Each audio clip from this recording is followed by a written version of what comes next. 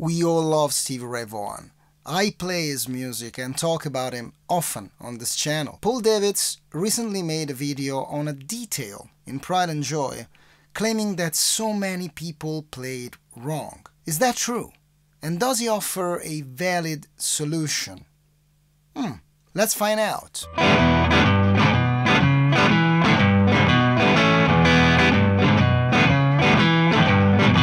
Paul Davids is a big guitar YouTuber, a superstar on YouTube, and made a few videos about Stevie Ray, and so did I. I love this collaborative idea, like an All for Stevie movement, where many instructors put together their resources to find out all these details that made the playing of these masters so influential and unique. Paul makes great videos that I know many of you watch. They're gorgeous, they look like Flemish paintings. Maybe because he's Dutch. So he says there is one note that people play incorrectly, which is this G sharp. Why? All the notes are on the downbeat, but the G sharp, which is on an upbeat. He listens to a software where he has the isolated part of this riff, just the guitar, hears the low G, and what he calls the stab, which is just the upstroke of the Texas Shuffle, happening at the same time. And he offers this solution of letting the I strings ring, muting the middle strings, and fretting the low E string to obtain the G sharp, while doing the upstroke. This is true to a certain extent, and there's a few things that I like to point out. The first one is that what Paul calls a stab, it's actually a very fast rake. You want the notes to be separated from each other, instead of...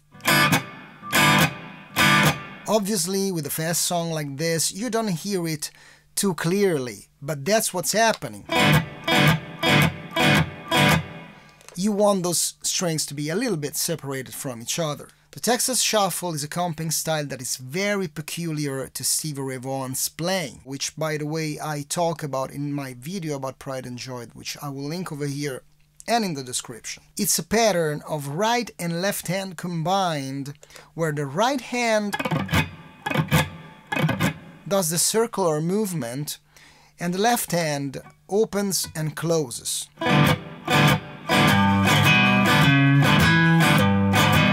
So he can obtain the notes when he closes and the open strings when the hand is open. When Stevie moves from the G to the G sharp, he doesn't grab, he's already grabbing, because he's actually playing the G note to the G sharp.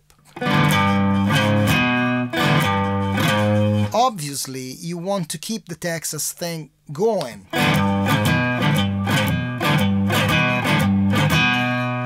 But the strings do sound muted to me, they just ring, but let me show you with the original track. Let's hear it from Stevie himself. This is the isolated track, just those three notes, the G sharp on the rake on the upstroke, what Paul calls a stab, and the following B. Let's hear it. The upstroke on the G sharp, I do hear the upper strings, but I don't hear them ringing. They sound muted to me. Let's slow it down. Always those three notes.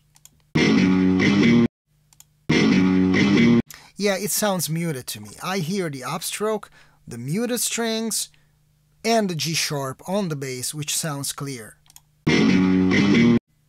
Let's just hear the note itself. Yeah, I don't hear the I-E string ringing at all, not even the B string. I just hear the rake with the muted strings and the low G sharp. That might change in different spots. Let's hear this other one. This is another spot of the same part. Okay, it sounds different. I do hear a little bit of ringing on the G string, which tells me is unintentional. What he wants is just keeping the two movements going. The right hand Texas Shuffle and the notes of the left hand. So you keep the Texas Shuffle, you play the notes, and if the upstroke rake gets more of the open strings, the strings are more muted, it's not that important. I actually think, but this is a guess, that he wanted to mute without being too obsessed about it. It's that type of rough that we love in a sound.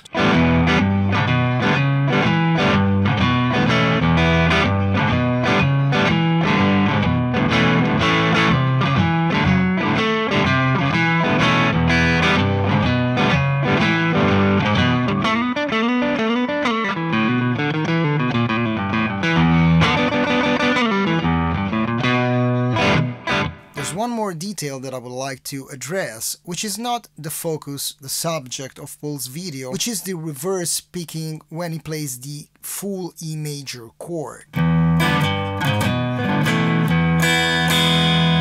What Stevie Ray does is he plays the E chord on the downbeat, and actually Paul plays it on the upbeat right before the bar.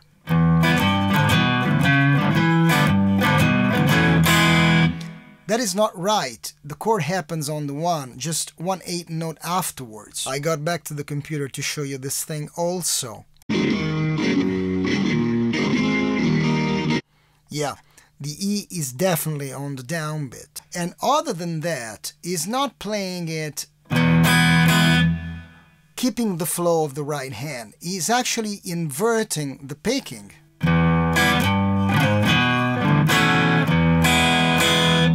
So he's doing a downstroke on the low E, which is on the upbeat, and 2 upstrokes on the higher strings of the chord, which has a very distinctive sound.